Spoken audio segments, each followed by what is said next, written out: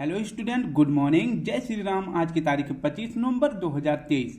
आज के current affair class में आप सभी का स्वागत है। आप सभी से निवेदन है कि प्लीज वीडियो पूरा देखा करें, लास्ट में एक लाइक और एक कमेंट जरूर किया करें। तो चलिए शुरू करते हैं आज के अपने पहले करंट अफेयर क्वेश्चन को। पहला करंट अफेयर प्रश्न है, हाल ही में भारत नेपाल ने कौन सा संयुक्त अभ्यास आरंभ किया है? तो भारत और नेपाल के बीच में कौन सा संयुक्त अभ्यास अभी हाल ही में हुआ है? तो आपका सही जवाब हो जाएगा सूर्य किरण। अब याद कैसे कर सकते हैं? सूर्य किरण भारत के जो है पूर्व में कह सकते हैं कि उत्तर पूर्व में है, तो सूर्य की रोशनी सबसे पहले कहाँ से आती है? पूर्व से। तो यहाँ से ऐसे आप इसको रिलेट कर सकते हैं। तो भारत और नेपाल के साथ जो संयुक्त अभ्यास होता है उसे क्या कहते हैं? सूर्य किरण। इसकी व्याख्या देखते हैं। सूर्य किरण अभ्यास जो है ये क्रम कौन सा है अब की बार? तो अब की बार 2023 में इसका 17वां क्रम आयोजन किया गया है और ये किसके बीच होता है? तो भारत और नेपाल के बीच। और कहाँ पे हुआ है इसका आयोजन? तो सूर्य किरण का आयोजन हुआ है पिथौरागढ़, जो कि उत्तराखंड में है।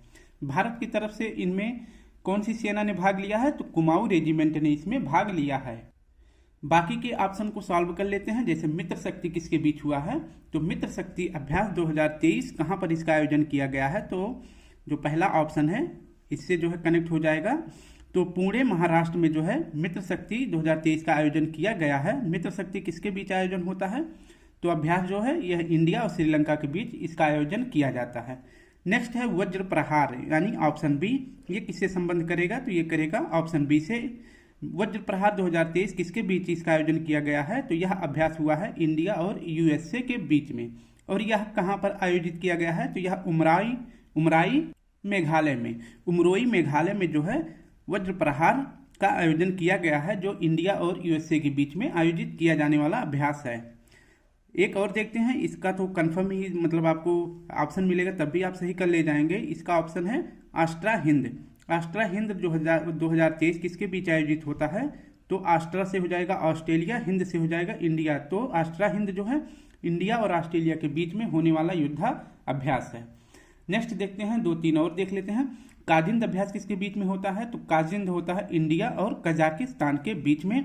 डस्टलिक इंडिया और उज्बेकिस्तान के बीच में। बोंगो सागर इंडिया और बांग्लादेश के बीच में बोंगो सागर आयोजित होता है। प्रश्न 2 है, हाल ही में बच्चों में श्वसन संबंधी बीमारी H9N2 का प्रकोप कहाँ देखा गया है? तो आपका सही जवाब हो जाएगा आप अगर ऑप्शन देखेंगे तब भी आपको अनुमान हो जाएगा कि सबसे ज़्यादा बीमारी कहाँ पे फैलता है और फैलाता कौन है। तो सही जवाब हो जाएगा आपका ऑप्शन ए, चीन। व्याख्या देखते हैं। H9N2 प्रकोप कहाँ पर हुआ? इस बीमारी का प्रकोप कहाँ पे फैला है? तो यह चीन में फैला है। और यह बीमारी किस प्रकार के मतलब कहाँ पे फैल रहा है? सबसे ज़्यादा किस में फैल रहा है? तो यह सबसे ज़्यादा बच्चों में और श्वसन संबंधी यह बीमारी है। चीन में सबसे ज़्यादा जो है बच्चे प्रभावित हो रहे हैं किस बीमारी से? H9N2 से। और यह किस तरह की बीमारी है? इसमें किस तरह के लक्षण दिखाई देते हैं? तो इस बीमारी में निमोनिया की तरह इसमें लक्षण दिखाई देते हैं।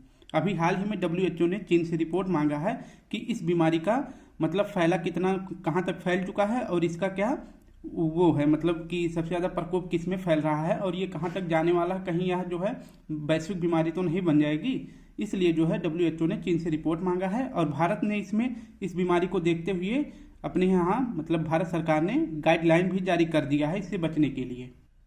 तो H9N2 बीमारी का प्रकोप कहाँ पे देखा गया है? चीन में। नेक्स्ट देख लेते हैं। अभी ये जो है जल्द में RS की परीक्षा में पूछा गया सवाल है कि SARS.CoV यानी यह किसका वायरस है? तो यह कोविड-19 का ही एक वेरिएंट है। इसका फुल फॉर्म क्या होता है? तो SARS का फुल फॉर्म होता है सीवियर एक्यूट रिस्पिरेटरी सिंड्रोम। यह इसका फुल फॉर्म होता है। क्वेश्चन पूछा गया कि इसका फुल फॉर्म क्या होता है? तो SARS का फुल फॉर्म होता है severe acute respiratory syndrome.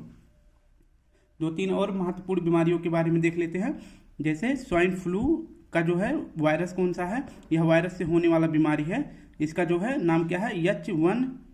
H1N1 को क्या कहते हैं? स्वाइन फ्लू कहते हैं। और यह स्वाइन फ्लू किससे फैलता है? तो यह वायरस से फैलता है। H5N1 यह जो है कौन सी बीमारी है? तो यह बर्ड फ्लू है। अभी हाल ही में WTO ने भारत को किस बीमारी से मुक्त कर दिया है? तो बर्ड फ्लू से भारत को मुक्त कर दिया है। ट्रेकोमा मुक्त देश कौन सा बन गया है? तो ट्रेकोमा मुक्त बन गया है इराक। इसको भी आप याद रखेंगे। नेक्स्ट प्रश्न देख लेते हैं। प्रश्न है तीसरा, बीबीसी की 100 सबसे प्रेरक और प्रभावशाली विमेन सूची 2023 में कौन शामिल है? तो बीबीसी की 100 सबसे प्रेरक और प्रभावशाली विमेन सूची में कौन शामिल है? तो आपका ऑप्शन सही हो जाएगा ऑप्शन डी। आपका ऑप्शन डी सही हो जाएगा। अब देखते हैं 100 प्रभावशाली महिला की सूची 2023 में जारी की गई है किसके द्वारा? तो बीबीसी के द्वारा यह जारी की गई है। ठीक है, इसमें जो है 4 भारतीयों को भी सम्मिलित किया गया है। कौन कौन सी हैं? तो अभिनेत्री दिया मिर्जा हैं। उसके बाद क्रिकेटर कौन है? तो क्रिकेटर है हरमनप्रीत कौर। फोटोग्राफर कौन है? आरती कुमार राव। और एक और महिला है जिनका क्या नाम है? तेनजिंग पालमो। ठीक है, तो ये 4 भारतीय महिलाओं को शामिल किया गया है। दिया मिर्जा को, हरमनप्रीत कौर को, आरती कुमार और तेनजिंग पालमो को इसमें सम्मिलित किया गया है। एक प्रश्न और देखते हैं कि कॉमेडी श्रेणी में एमी अवार्ड जीतने वाले पहले भारतीय कौन हैं? तो कॉमेडी श्रेणी में एमी अवार्ड जीतने वाले पहले भारतीय हैं वीरदास। इसे भी आप साथ में याद रखेंगे। नेक्स्ट प्रश्न देखते हैं। प्रश्न चौथा है, 79वीं राष्ट्रीय स्क्वैश चैंपियनशिप का खिताब जीतने वाले दूसरी सबसे कम उम्र की महिला खिलाड़ी कौन है? तो आपका सही जवाब हो जाएगा ऑप्शन बी, अनाहत सिंह। राष्ट्रीय स्क्वैश चैंपियनशिप ये किस क्रम का है? आप ऑप्शन में देख सकते हैं प्रश्न में। तो यह है 79वीं क्रम की यह ट्रॉफी है। और इसमें इसका आयोजन कहाँ किया गया है? तो राष्ट्रीय स्क्वैश चैंपियनशिप का आयोजन किया गया है चेन्नई में। इसमें अनाहत सिंह जो कि विजेता रही हैं, इनकी उम्र 15 साल की है और इस प्रकार से ये सेकंड सबसे युवा महिला बन जाती हैं। ठीक है, अब पूछेंगे अगर ये सेकंड सबसे कम उम्र की महिला है तो पहली सबसे कम उम्र की महिला जो राष्ट्रीय स्क्वैश चैंपियनशिप जीती थी उनका क्या नाम है? तो उनका नाम हो जाता है ज्योत्सना चिनप्पा। ज्योत्सना चिनप्पा ये जो है पहली महिला है। और इनकी उम्र कितनी थी जब ये इन्होंने राष्ट्रीय स्क्वैश चैंपियनशिप जीता था? तो ज्योत्सना चिनप्पा का उम्र था 14 वर्ष। नेक्स्ट प्रश्न देखते हैं कि अभी महत्वपूर्ण प्रश्न बना है ये, मैंने अभी आपको जल्द ही पढ़ाया था कि दुर्लभ धातु टेंटलम की खोज कहाँ की गई है? तो यह पंजाब के सतलज नदी के किनारे जो है इसकी खोज की गई है। तो टेंटलम की खोज कहाँ की गई है? पंजाब में। और लिथियम की खोज कहाँ की गई है? तो लिथियम की खोज की गई है जम्मू कश्मीर में। और वेनेडियम की खोज की गई है गुजरात में। इसे भी आप साथ में याद रखेंगे। प्रश्न 5 देखते हैं। हाल ही में भारत के सुप्रीम कोर्ट की पहली पूर्व महिला न्यायाधीश मीरा साहेब फातिमा बीबी का निधन कहाँ हुआ है? तो मीरा साहेब फातिमा बीबी का निधन हुआ है केरल में। ऑप्शन ए सही हो जाएगा। अब देखते हैं कि फातिमा बीबी ये सुप्रीम कोर्ट की पहली महिला न्यायाधीश हैं। ठीक है, न्यायाधीश बनी थी। कब बनी थी? तो ये बनी थी 1989 ईस्वी में। इनका भी हाल ही में निधन हो गया है। निधन कहाँ हुआ है? तो इनके मतलब जहाँ पे इनका जन्म हुआ था तो केरल में हुआ था। इनका जन्म केरल में हुआ और इनका मृत्यु भी कहाँ पे हुआ? तो केरल में हुआ। तो दोनों इनका याद रखें कि जन्म भी केरल में और मृत्यु भी इनका केरल में हुआ था। अब देखते हैं ये जो है तमिलनाडु की पूर्व राज्यपाल भी रह चुकी हैं। तमिलनाडु की पूर्व राज्यपाल फातिमा बीबी रह चुकी हैं। इसे भी आप याद रखना। तो आपका सही जवाब हो जाएगा केरल। सुप्रीम कोर्ट की पहली महिला न्यायाधीश कौन है? तो वह है बीबी फातिमा बीबी। नेक्स्ट देखते हैं कि वर्तमान में जगदीप धनखड़ जो है वर्तमान में ये वाइस प्रेसिडेंट हैं। लेकिन ये पहले कहाँ के राज्यपाल थे? तो ये पश्चिम बंगाल के राज्यपाल थे।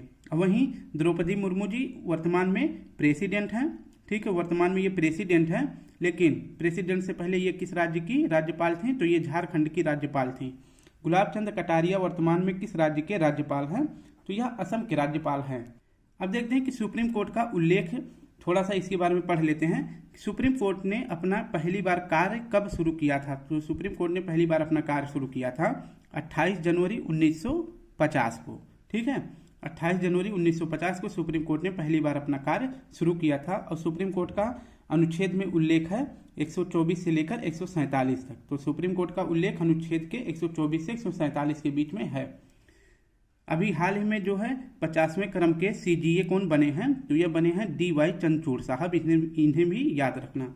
सुप्रीम कोर्ट एक अभिलेख न्यायालय है। यह जो है किस अनुच्छेद में कहा गया है? तो यह बात कही गई है 129 में। तो 129 में सुप्रीम कोर्ट को अभिलेख न्यायालय कहा गया है, याद रखें। छठा प्रश्न देखते हैं। छठवां प्रश्न है, हाल ही में किसने भारत में अपने राजनयिक मिशन को अस्थायी रूप से बंद करने की घोषणा की है? तो भारत में अपने अस्थायी राजनयिक मिशन को किसने बंद करने की घोषणा कर दी है? तो आपका सही जवाब हो जाएगा अफगानिस्तान, ऑप्शन डी सही हो जाएगा। इसकी व्याख्या देखते हैं।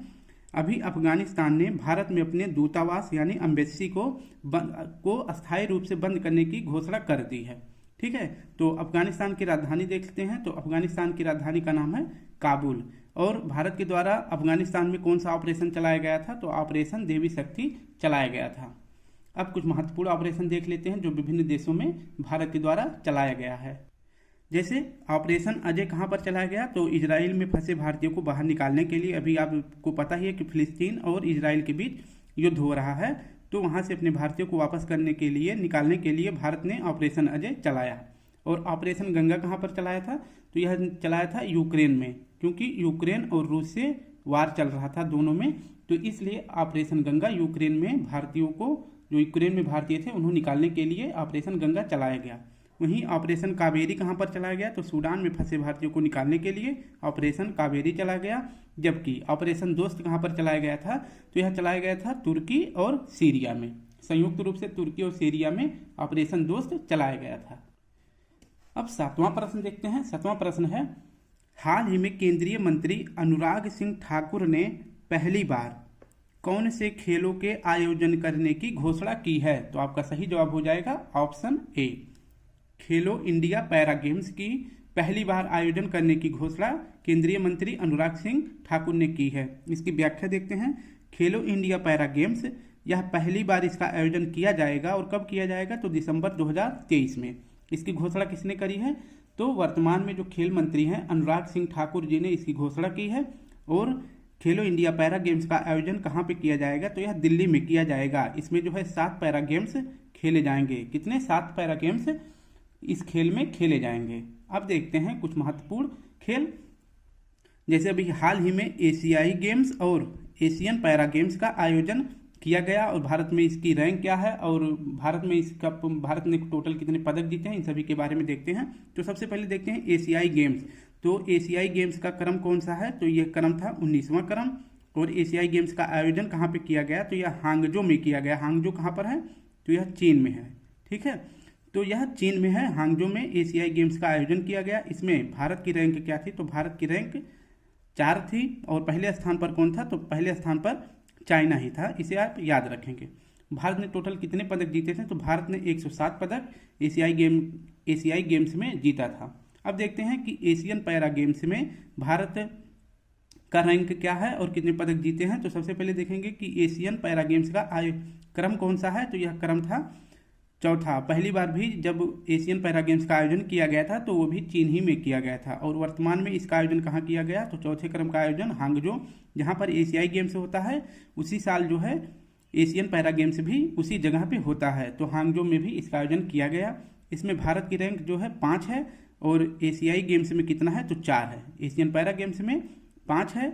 और इसके बाद टोटल भारत ने एशियन पैरा गेम्स में कितने पदक जीते हैं? तो 111 पदक जीते हैं। प्रश्न 8वां देखते हैं। हाल ही में चर्चा में रही नम्मा कंबाला प्रतियोगिता का संबंध किससे है? नम्मा कंबाला प्रतियोगिता का संबंध किससे है? तो यह भैंसे से है। ठीक है, इसको याद रखेंगे। इसकी व्याख्या देखते हैं। नम्मा कंबाला प्रतियोगिता यह किस राज्य में होता है? तो यह कर्नाटक में होता है। पहली बार जो है यह बेंगलुरु में इस प्रतियोगिता का आयोजन किया गया है।